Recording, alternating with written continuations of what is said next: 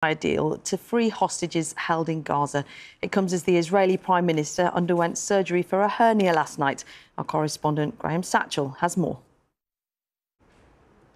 Salvage crews at the US port of Baltimore have removed the first section of the bridge that collapsed on Tuesday when it was hit by a container. The Caribbean island is now large. Today's other news this morning: a new hate crime law has come into force in Scotland, which the government says will protect minority groups from prejudice and hatred.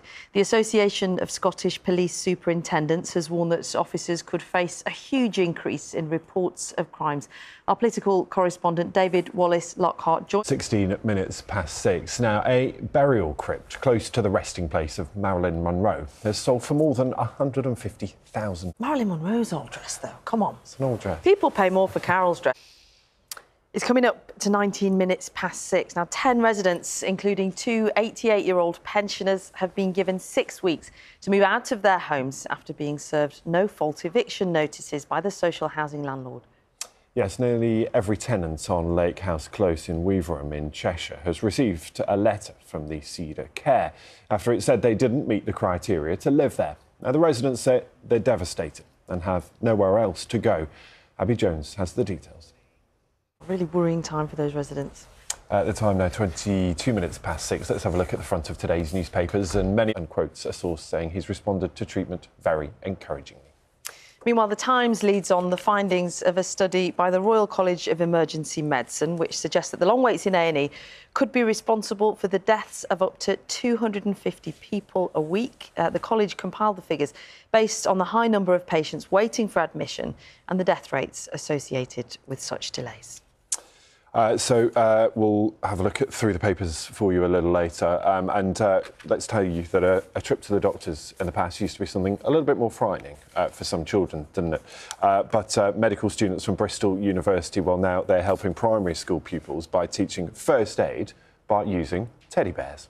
Yeah, the children also learned some potentially life-saving skills, including how to apply a bandage. Our reporter Harriet Robinson has been to one of the classes. Back. This is Breakfast with Nina Warhurst and Ben Thompson. It's coming up to 6:30. Now, handmade silhouettes of almost 1,500 servicemen are being made in Oxfordshire and will go on display in Normandy later this month to mark the 80th anniversary of D-Day. The Standing with Giants installation is made from recycled signs and has taken artist Dan Barton 4 years to plan. Breakfast John Maguire has been to the studio with veteran Stan Ford to see the finishing touches added to the project. To 25 to 7, Chetan is here with... It's about two friends with disabilities that are wanting to break down barriers in the world of scuba diving, whilst also trying to set a new world record. Yeah, Sean Gash, who uses a wheelchair, has teamed up with BBC journalist Mohammed Salim Patel, who's registered blind, in an attempt to become the world's first disabled deep-sea diving duo. Let's take a look at their journey so far. That was BBC journalist Mohammed Salim Patel with his diving partner, Sean Gash, who's equally impressive. Yeah, the time 6:45. If you've got the bank holiday off today in England and Wales, then what will the weather do? Carol has the details. Yes, it might be raining, but it'll be warm. That's what we need to know. Yes. Now, just approaching 10 to 7, it's fair to say that winning the lottery is something that many have dreamed of. We just dream of 18 degrees, don't we? So it's no surprise that the TV show The Syndicate, about 5 people who hit the jackpot, was a very popular series. Well, now the story, crafted by the late scriptwriter Kay Mellor, has been adapted for the stage with a cast of famous faces. Our reporter Abby Jayola has been backstage. It's so true, isn't it? What would I do if I won the lottery? Oh, yeah, we can all dream, can't we? That's one of my things when I'm trying to get to sleep. I just fantasise about... We'll see if it dust, would we? No. I would still be here 6 o'clock every morning, Ben. Or whatever. And now, a trip to the zoo is always a popular choice for families enjoying the school holidays. But for those who can't make it in person today, well... Yeah, Sarah Rogers. Sarah, thank you. We'll be back with you a little later. And a baby giraffe! What more can you want? What more do you need to get the news, the travel and the weather where you are this morning? See you soon.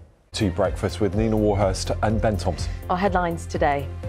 On to the news this morning, and a new hate crime law has come into force in Scotland, which the government says will protect minority groups from prejudice and hatred.